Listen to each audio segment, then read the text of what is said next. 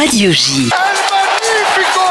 Jusqu'à 22h, c'est Classico. Tête de Kylian Mbappé. Steve Nadjar. Bonsoir à tous, merci de nous retrouver pour ce nouveau numéro de Classico. Au programme ce soir sur Radio J, l'OM qui renoue avec la victoire. C'était moche, certes, selon Gattuso, mais l'essentiel, c'est les 3 points, alors que se profile un match chaud contre l'Olympique Lyonnais. Très mal en point, ça sera mercredi soir. On s'intéressera d'ailleurs à l'avenir de l'OL avec l'arrivée d'un possible ancien entraîneur marseillais sur le banc des Gaunes. Et puis, gros plan également ce soir sur les bourdes à répétition de Gigi Donnarumma. Le gardien du PSG est-il fragilisé alors que son jeune suppléant Arnaud Tenas a brillé samedi? Une question parmi d'autres, c'était dimanche d'ailleurs, que nous poserons à nos chroniqueurs et invités. C'est l'heure du casting du soir. C'est la mémoire du foot de Classico. On dit de lui qu'il pourrait même battre ChatGPT sur les compositions du match Lens-PSG d'octobre 92. C'est le dernier espoir de l'homme face à la machine. Bonsoir Alexis Visan. Bonsoir à tous. Comment ça va Alexis? Très bien, merci. Très bien, Alexis, très bien. on me dit que tu vas continuer à défendre ce soir Donnarumma, malgré Totalement. les critiques, malgré les bourdes, malgré le carton rouge. Je garde Oui. mes arguments, mais effectivement, je reste convaincu par Gigi. Inébranlable. Inébranlable. Face à toi ce soir, un petit nouveau, c'est le Arnaud Tenas de Classico, on peut le dire, d'une certaine manière. Bonsoir Laurent Cohen-Pouda. Tu vas voir mon dégagement au pied. Et bienvenue à toi Laurent, tu es le secrétaire de rédaction de l'hebdomadaire Actualité Juive, mais tu es surtout un grand fan de Carlos Moser. Oh oui. J'imagine que tu vibres pas vraiment en regardant notamment Balardi ces dernières semaines. Non, pas seulement ces dernières semaines pour Balardi, mais pour Et l'OM, puis le je ne départ pas du tout, non. On en reparlera tout à l'heure. Notre invité du soir est un fidèle parmi les fidèles. On est aussi heureux de le lire dans Libération que de le recevoir à cette table. C'est le Roberto Baggio de la plume, mais sans le catogan. Bonsoir Grégory Schneider. Bonsoir messieurs dames. Et Bonsoir bienvenue tous. à vous, à toi, Bienvenue. une nouvelle fois. Carlos Moser, c'est ami poète. Je vais commencer à t'attaquer sur la table. Ton image du week-end, Grégory? Oh bah comme j'étais sur Lens, c'était l'humble posture de l'éducateur qui s'est vu propulsé entraîneur de l'OL. À un moment, il y avait une espèce de paradoxe entre ce qu'on sent de lui, sa personnalité, et puis tout d'un coup les feux de la rampe qui l'emportent. Le foot est quand même un truc étrange parfois. Il va y rester devant les feux de la rampe selon toi? On en reparlera tout à l'heure un peu plus longuement, mais Si j'étais eux, j'attendrais Noël. Tu t'attends 10 jours et après tu fais les choses posément, t'es pas dans la précipitation. Si j'étais eux, je le ferais, ouais. les texteurs pensent peut-être un peu différemment. Il y a que 7 points quand même. Comment on se des rend pas mortels. compte. Ouais, mais il pense c'est- différemment, mais il a remis 2-3 choses en marche. Moi, j'en parle humblement, c'est mes collègues du Progrès qui les voient à l'année m'ont quand même garanti qu'ils les avaient jamais vus jouer aussi bien Ouais. ou moins mal. Enfin après Ouais. vous pouvez toujours donc d'une certaine manière il a mis 2-3 choses. Non, je parlais pas de ça, je parlais Ouais, du texteur, la manière de, oui, donc de diriger le club. ouais, mais s'il y a des échos des joueurs qui disent patience, puisque Textor se pilote en permanence avec des sondes dans le vestiaire, il pourrait gagner ces 10 jours-là et reprendre ensuite son travail qui consiste à écrire des mémoires sur la périodisation tactique ou recevoir les parents des gens du centre de formation ou manger des salades de riz sur le capot de la voiture parce qu'il va superviser un On gamin verra au si bout ce de sera la réunion Voilà, de parents donc c'est d'élèves ça, du ouais. deuxième trimestre, Tout à fait. début janvier. Chers auditeurs, Classico est à suivre sur radioj.fr et en vidéo sur Facebook et YouTube. Émission également disponible sur toutes nos pages sur les réseaux sociaux, notamment sur Instagram et TikTok. Classico saison 4, épisode 106. Ça démarre tout de suite. Radio J. Radio J. Jusqu'à 22h, c'est Classico. Radio J. Steve Nadjar.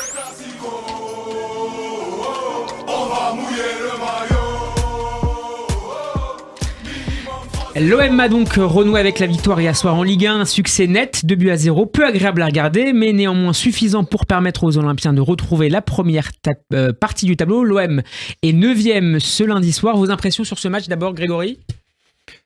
C'est des Avant de céder la parole à Carlos Oui, Moser. parce qu'il c'est des matchs post. Gattuso a été assez franc et assez transparent après la rencontre. On va l'écouter dans un instant. Il a expliqué que son équipe était fatiguée parce qu'elle avait joué le mercredi. Mais qu'ensuite, c'est plutôt son adversaire qui était fatigué parce qu'ils avaient joué un match Jeudi, ouais, ils avaient joué, Les deux ont joué jeudi. donc ils étaient un petit peu. Il a dit voilà, en fait, la fatigue a rattrapé les uns puis les autres. Enfin bref, on n'était pas parti pour vivre Broadway sur scène. Voilà. Donc ça s'est un petit peu passé comme ça. C'est des matchs qui Et pourquoi ça a tourné en faveur de l'OM? C'est le public, c'est. Je pense que Rennes est Je pense que Rennes est touché, moi. Je crois qu'ils ont un peu tiré le tapis sous les pieds des Malgré le retour de Julien Stéphan, non ? On sent qu'il y a quand même des erreurs phénoménales. Il y a 0 tir cadré. Je veux dire, arrive un moment, des matchs de Ligue 1 0 tir cadré, même si t'es au Vélodrome, ça n'a pas de soi. En gros, j'ai peur, enfin, je vais écouter ce que disent, mais j'ai peur que ce soit un trompe-l'œil et que ce soit surtout la faiblesse des Rennais qu'il faille regarder, hélas. Alexis, Laurent ? Il y a quelque chose de très particulier sur les matchs de l'OM. On a affaire, on en a parlé d'ailleurs, des purges. Mais non seulement des purges, on se pose souvent la question, est-ce qu'un adversaire, par exemple 0 tir cadré pour Rennes, est-ce que c'est la faiblesse de Rennes ou est-ce que c'est la défense de Marseille qui les a empêchés d'eux ? On peut dire c'est un mix des deux. Si on prend les derniers matchs de l'OM en championnat, tu prends Lille, tu prends Lens. Lens contre Marseille était absolument horrible. Oui. C'est une catastrophe, si vous vous rappelez bien. Tu prends Strasbourg, la deuxième mi-temps, c'était même plus une purge, c'était... J'ai l'impression d'être à l'Urban Foot à Ivry avec mes potes. Mais c'était. Et là, le match d'hier, et là, tu te dis effectivement, tu as 2 équipes malades. En préambule du match, on t'annonce c'est le 12e contre le 13e. Mais c'est pas souvent le cas avec des équipes malades, justement. C'est pas la priorité pour les entraîneurs arrivants de stabiliser, de consolider un peu ce qui est le plus facile à faire, à savoir le bloc défensif. Alors, certes, maintenant la défense était friable, la défense de Rennes. Un gardien très fragile mentalement, d'un Paul Lopez qui a beaucoup été critiqué, notamment par ses supporters. Il revient bien maintenant. Ça pourra faire la transition avec la fragilité des gardiens de but pour après. Mais il revient bien depuis 2-3 matchs. Voilà. On revoit Mbemba aussi. Mbemba revient. Gigot, il était moyen contre l'Ajax, il était là. Lodi, ça reste assez faible d'ailleurs, c'est bizarre. Il avait bien démarré, lui. Il a bien démarré. Il a un CV en acier. Le mec Atlético, équipe nationale du Brésil quand même. Hein, c'est pas... Voilà, quoi. Mais à Marseille, il n'est pas encore... Mais pour moi, défensivement, il y a trop de boulevard, quoi. Sur ce côté-là, c'est... Alors que Klaus, c'est le meilleur joueur de l'OM depuis le début de la saison. Moi, j'aurais bien tenté le Klaus à gauche et Murillo à droite. Parce que finalement, quand Murillo rentre, il a des... Bon, c'est pas Roberto Carlos, mais pour l'instant, il fait ses matchs, quoi. Il y a une... Par rapport à ce que vous dites, je trouve qu'il y a un défaut d'énergie.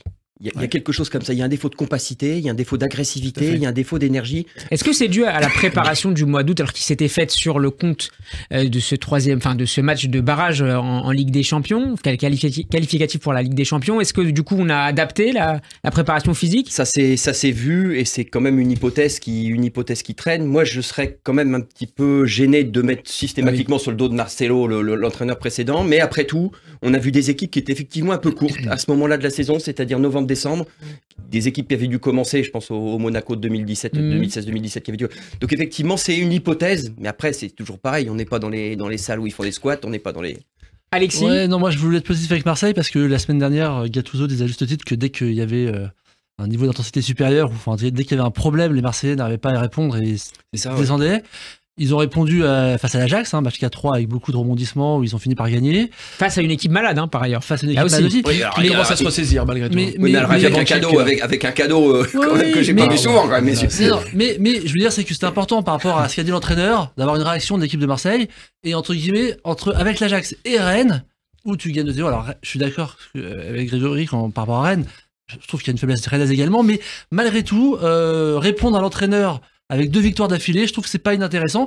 Et puis Marseille est vraiment malade, donc avant de penser beau jeu, déjà reconstruire quelque chose où ça gagne, où la mentalité devient positive, et c'est avec une mentalité positive qu'on peut gagner. Équipe malade, dites-vous, Grégory? Oui. Non, mais c'est quelque chose dans lequel les entraîneurs croient beaucoup, ce que vient de dire mon vis-à-vis, c'est-à-dire qu'en fait, c'est pas le jeu qui fait les résultats, c'est les résultats qui finissent par faire le jeu. Via la confiance, via la... Voilà, c'est-à-dire qu'en fait, les joueurs s'auto-nourrissent prennent un peu de confiance, prennent un peu d'aplomb. Dans beaucoup de métiers. Oui, finalement, c'est ça, voilà. Les métiers commerciaux, c'est pareil. C'est la mentalité et le mental, on a par des victoires. C'est la manière dont on vous regarde qui conditionne la manière dont vous vous comportez. Et non la manière dont vous vous comportez qui conditionne celle dont vous vous regardez. C'est assez intéressant. Vous parliez à l'instant d'équipe malade, on va écouter Gattuso justement sur ce thème du patient. Il est avec nous en direct, là. Quasiment. Bella risposta, Marsiglia respira, sì, non siamo... Oui, Marseille respire. Respira bien. On respire bien. Siamo ido all'ospedale. Parce qu'on était à l'hôpital, mais on est sorti de l'hôpital. On doit continuer ainsi. Parce que mercredi, on a un autre gros match qui peut changer le classement.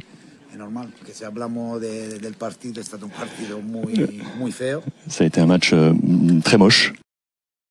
Gattuso, micro d'Alexandre Russe sur Free Ligue 1. Quels sont les domaines selon vous dans lesquels Gattuso a fait progresser son équipe? On a parlé un petit peu tout à l'heure de la défense. C'est le le principal Ça c'est plus secteur alors, bizarrement, qui progresse. sur les 2 défaites à Monaco et à Nice, laissait beaucoup d'espoir.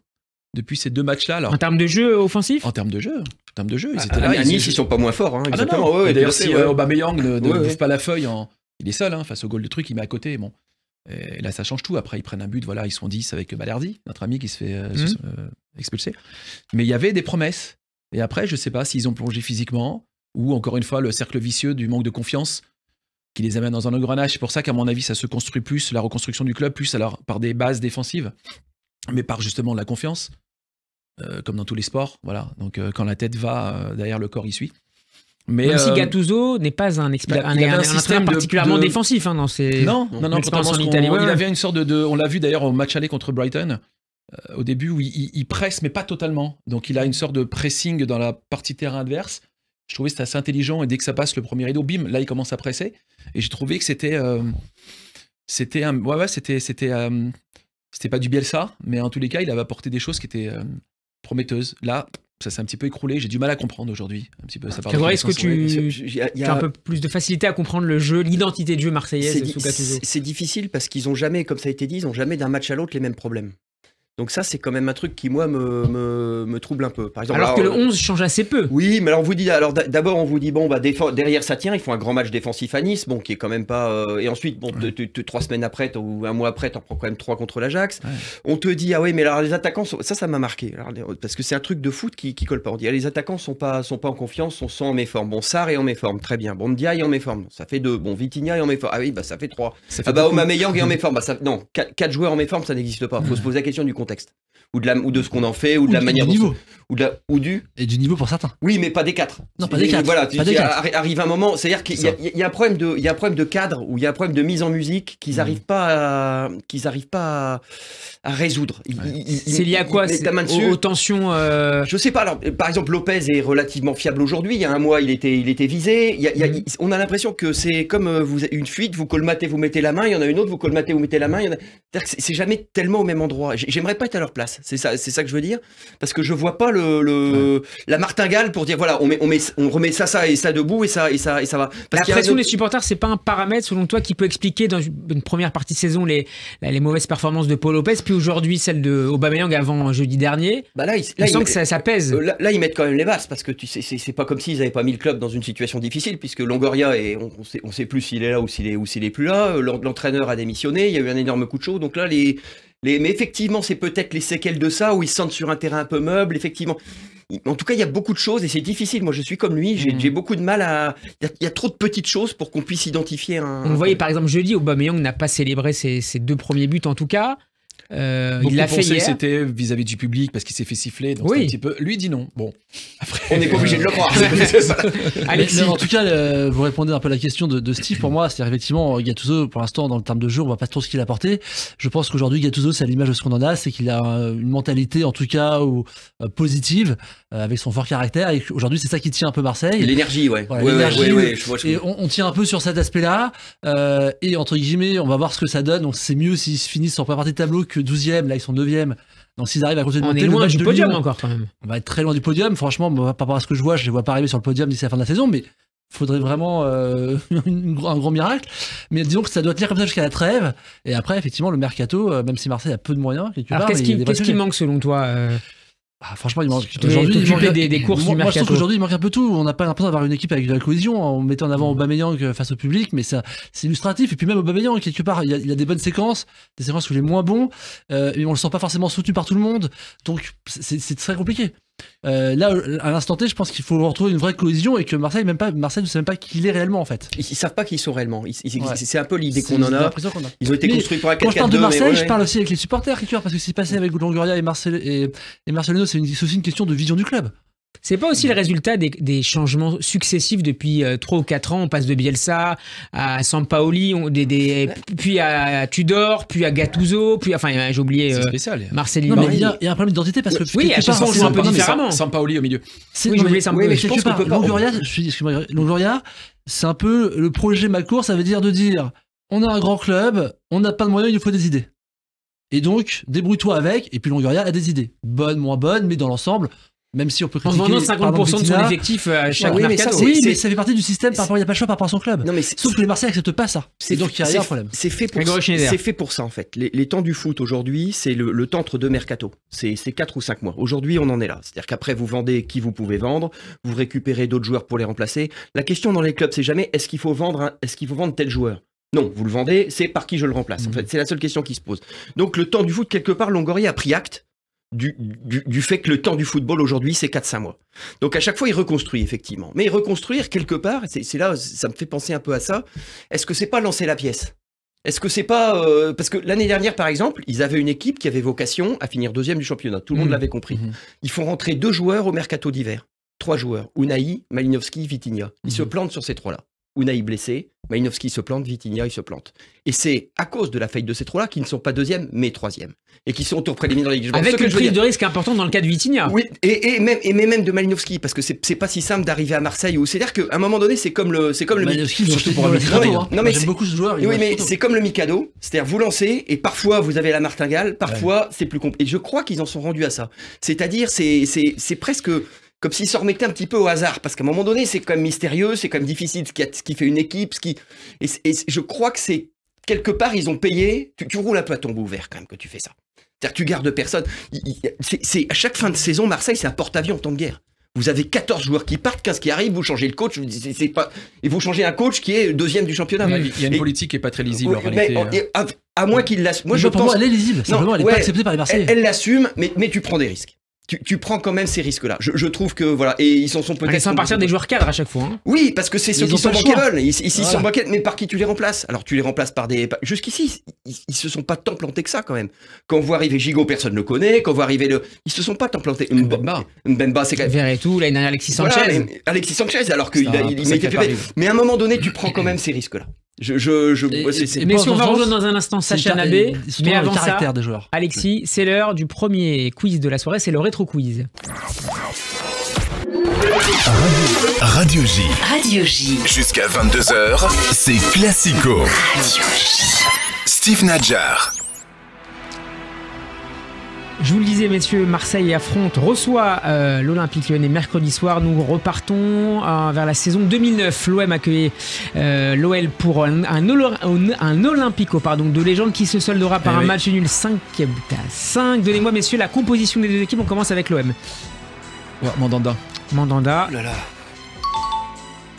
Aïe. Diawara. Diawara, c'est bon pour toi. Alexis, Grégory, 2009. 2009. Deschamps est sur le banc. Lucho. Lucho González n'est pas là. Chérou. Benoît Chéroux, le point pour toi, Laurent. Heinze. Gabi Heinze est là également. Grégory. Caboret. Caboret, non. C'est bien tenté, mais non. Valbuena. Valbuena, qui est remplaçant, Ah, il rentre. mais qui rentre. Mamadou Niang, évidemment. Mamadou Niang. Ah oui, c'est à Grégory. Grégory. Alors là, j'ai un trou. Je passe à mon voisin. Brandao. Brandao. Comment pas touché. C'est pas touché. Alexis. Habib Bey, non, il est là Non, c'est plutôt Habib Bey. Grégory. C'est 2003 Habib Bey. Il n'y a pas Ayou. Il y a notamment un défenseur brésilien. Ah oui, Hilton. Hilton, le point pour Laurent. Alexis. Là, il nous manque- Ça se resserre, là, ça se resserre, là. Il vous reste un milieu de terrain, défenseur, un latéral droit un peu difficile à trouver, français. Oui. Deux milieux de terrain Le et latéral droit, c'est. il y a un attaquant je sais, qui est africain mais j'ai oublié sa nationalité, qui a joué à Nice notamment. Et puis vous avez un international. Alors, Grégory pour le premier point de la soirée. Baki connaît. Baki connaît. c'est ça. Allez, vos deux Ivoirien, points, il était dur à trouver. Allez, vas-y, Non, non, il joue à Nice, non. Alors, L'arrière droit, il a Vous joué à avez- Monaco, il a joué à Monaco aussi. et je crois bien, ouais. Ouais, il est passé. Je ouais, l'ai sur le bout de la langue. Et vous avez Je vois sa également un joueur qui a été formé au Paris Saint-Germain, si je dis pas de Ah, bêtises. un milieu de terrain. Sana. Non, Loris Sana. qui a joué à Lorient. Abriel. Abriel. Il est au PSG, informé, non Fabrice, oui, bien bien sûr. Passé par Paris, Fabrice. Abriel. Grégory 3 points, Alexis 3 points et Laurent 5 points, messieurs. Abriel, c'est bon, donc il vous reste un milieu de terrain, ce fameux défenseur latéral droit, et encore un milieu de terrain qui a joué notamment à Monaco, qui était un des cadres sous Deschamps. Blondeau. Ah oui, Cissé. Non. Cissé. Édouard Cissé. Bien sûr. Le point pour Alexis. Bravo. Le milieu de terrain, vous l'avez? Le milieu de terrain, c'est Cissé, non?